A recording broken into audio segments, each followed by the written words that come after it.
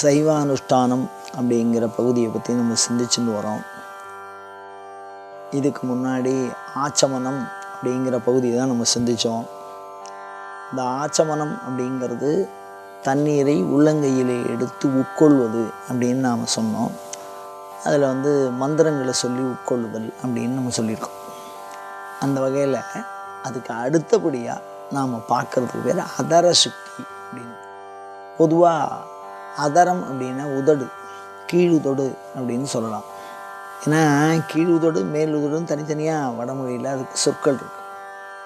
அதனால் அதர சுத்தி அப்படின்னா உதடுகளை தூய்மை செய்து கொள்வது அப்படின்னு பேர். ஓம் அஸ்திராய பட் அப்படின்னு ஒரு மந்திரம், மீண்டும் மீண்டும் இந்த மந்திரம் வரும். ஓம் அஸ்திராய பட் அப்படின்னு சொல்லி இந்த கெட்ட விரல் இருக்கோ இல்லையோ, இந்த கெட்ட விரலால் கட்டை விரல், கெட்ட விரல்னு யாரும் நினச்சிக்காது, கட்டை விரல் குட்டையான அப்படிங்கிறதுனால எல்லா விரலை விட அதை இப்படி கையால் இப்படி தொடச்சிக்கணும். இது செயல். இது 2 தடவை துடைக்க சொல்லியிருக்கான். இடமிருந்து வளமாக 2 தடவை, வளமிருந்து இடமாக 1 தடவை. அப்போ 3 தடவை துடைக்கணும். உதடுகளை தடவ வேண்டும் தண்ணியில், இப்படி தொடச்சிக்கணும். அப்படி தொடச்சிக்கிற பொழுது நாம் சொல்ல வேண்டிய மந்திரம் ஓம் அஸ்திராய பட். அவ்வளோதான் விஷயம். இதுக்கு தான் அதர சுத்தின்னு சொல்கிறார். இதையே 3 முறை சொல்லி இருக்கிறார்கள் அப்படின்னு கேட்டால் அதுக்குள்ள ரகசியம் வச்சுருக்கா. என்ன சொல்லியிருக்கா அப்படின்னா, முதல் தடவை நாம் அந்த செயலை செய்யும்போது அஸ்திராயப்பட்டுன்னு சொல்லி துடைக்கும்போது உடலுக்கு ஆரோக்கியம் வரும். 2வது தடவை அதே அஸ்திராயப்பட்டு அப்படின்னு சொல்லும்போது உள்ளத்துக்கு உறுதி வரும்.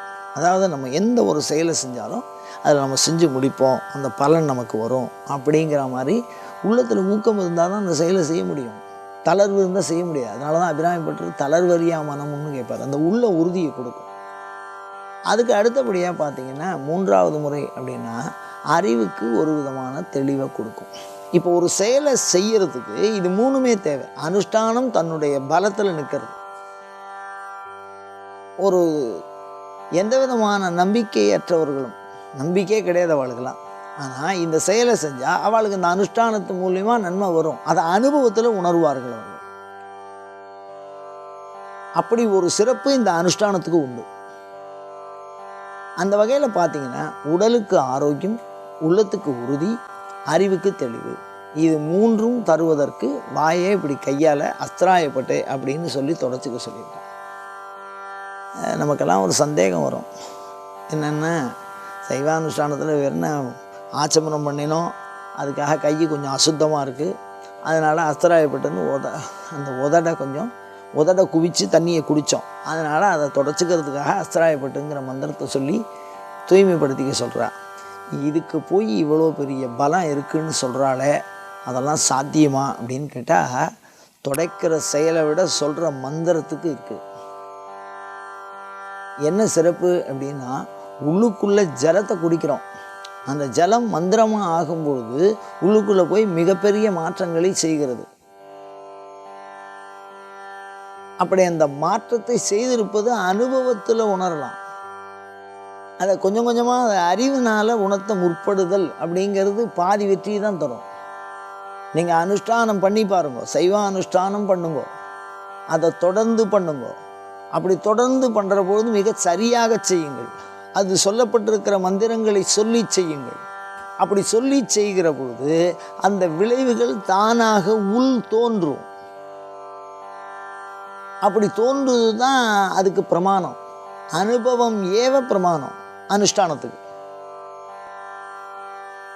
இப்போ ஏன் இந்த வாய்க்கு மாத்திரம் அவ்வளோ சுத்தின்னு சொல்கிறோம், அதர சுத்தின்னு சொல்கிறோம்? சுத்தின்னு அப்போ அசுத்தம் எது? வாய்க்கு சுத்தின்னு சொன்னால் அப்போ அசுத்தம் எது அப்படின்னா, தீயவைகளை கூறுவது, அது அசுத்தம்.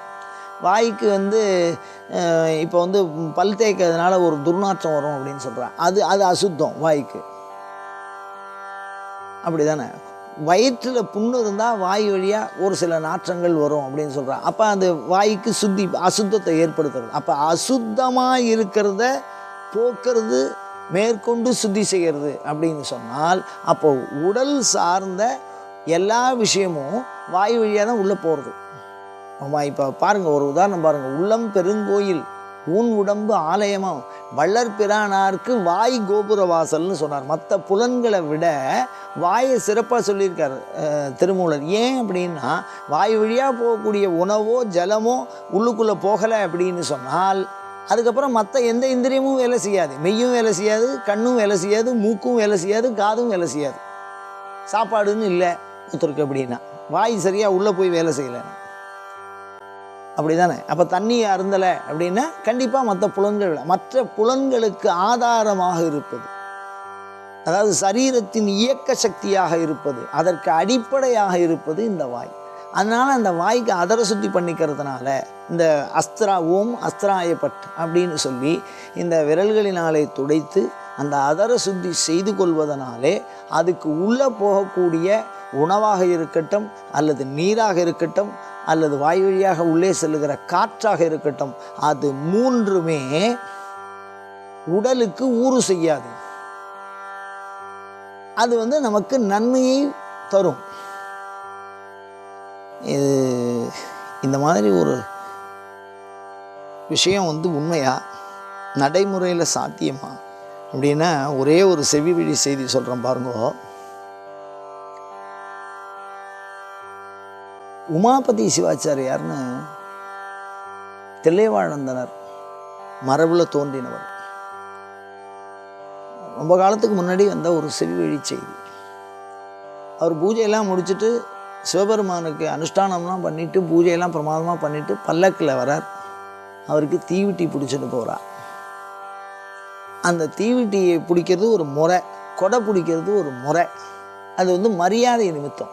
அதை பிடிச்சின்னு போகும்போது கீழே சாதாரணமாக ஒருத்தர் உட்கார்ந்துருந்தார். பட்ட மரத்தில் பகல் குருடு போகுது பாருன்னு மேலே இருக்கக்கூடிய அந்த அந்தனரை பார்த்து கீழே உட்கார்ந்துருக்கிற அந்த சன்னியாசி சொன்னார், என்ன விஷயம் அப்படின்னா,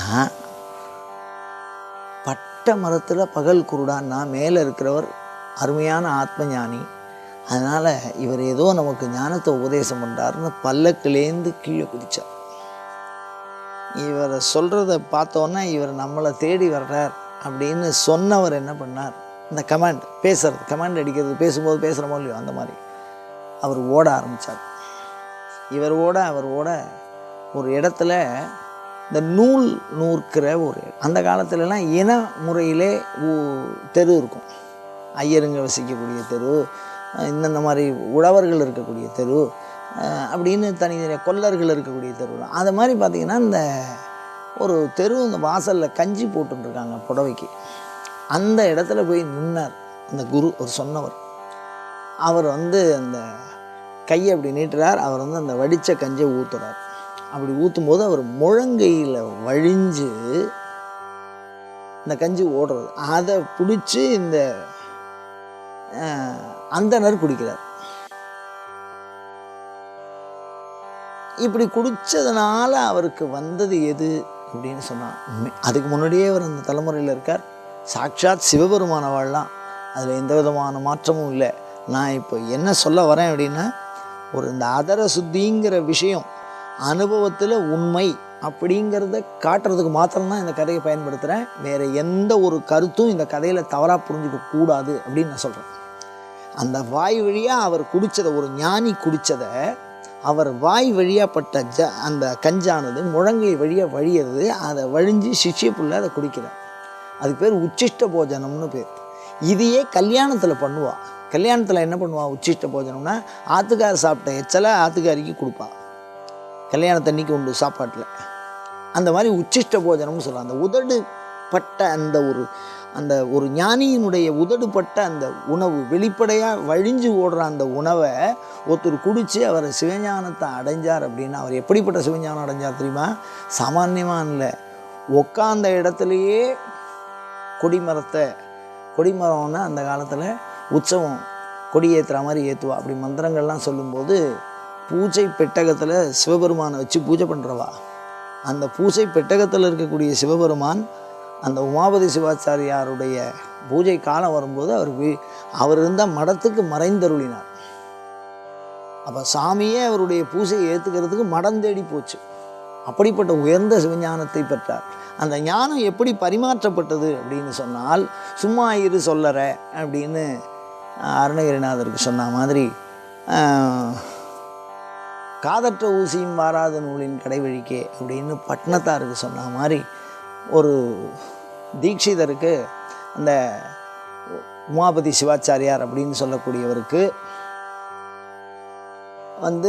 அந்த முழங்கை வழியாக அந்த அதரபானம்னு பேர், ஞானிகள் குடித்த உச்சிட்டோம், அதை அப்படி கீழே பணிகிற பொழுது அதுக்கே அவ்வளவு வல்லமை இருக்கிறது அப்படின்னு சொன்னார். மறைஞான சம்பந்தர்னு பேர் அவருக்கு, அவருடைய குருநாதருக்கு பேர். அவர் மிகப்பெரிய ஆத்மஞானி. அந்த மாதிரி அந்த ஆத்மஞானியினுடைய உதடு பட்ட அதுக்கு அவ்வளவு விசேஷம்னா, அப்போ அதர சுத்தி அஸ்திராயப்பட் அப்படின்னு சொல்லி நாம் செஞ்சால் அதை அனுபவத்தில் உணரணும். அறிவினால் கண்டிப்பாக இந்த சைவானுஷ்டானத்தினுடைய மகிமையை சொல்ல முடியாது. அனுபவத்திலே நீங்கள் செய்ய செய்ய அது உங்களின் உடலுக்கு ஆரோக்கியத்தை கொடுக்கும், உள்ளத்துக்கு உறுதியை கொடுக்கும், அறிவுக்கு தெளிவை கொடுக்கும், ஆன்மாவுக்கு விடுதலையை கொடுக்கும். அவ்வளவு சிறப்பு இருக்குது. ஏன் இந்த கதையை ஞாபகப்படுத்தி உங்களுக்கு சொல்கிறேன்னா, அந்த குருவனுடைய உச்சிஷ்டம், ஒரு குரு இருந்தார், தான் சாப்பிட்டதை அப்படியே வாந்தி எடுத்தார். இதை யாருக்கும் தெரியாத புதைச்சிடுறாங்க. வாந்தி எடுத்ததை அப்படி கையில் பிடிச்சி குடித்தார். அப்போ அந்த ஞானம் எங்கேயும் சுற்றி சுற்றி யாருக்கும் தெரியாத இடத்துல புதைக்கணும் தானே சாப்பிட்டாரு. ஏன் இதை சொல்லுகிறேன் அப்படின்னா, இந்த இடத்துல இந்த கருத்து என்னென்னா, உண்ணக்கூடிய உணவில் மந்திரங்கள் மூலியமாக அதுவே அமிர்தமாகும், அதுவே ஞானமாகும். அப்போ அந்த உதடுக்கு அவ்வளோ பெரிய வல்லமை இருக்குது. மந்திரம் சொல்லி அனுஷ்டானம் பண்ணினவா உதடு அவ்வளோ சிறப்பு. அதை ஒவ்வொருவரும் செய்யலாம். அதை செய்ய முயற்சி செய்வோம் நாம். இது போன்ற தொடர்ந்த சிவச்சிந்தனைகளை தூண்டுகிற வினாக்களை உங்களிடமிருந்து எப்பொழுதும் எதிர்பார்த்தவனாய், அயம் தர்மஹா உத்தரோத்தராபிவிருத்திரஸ்து.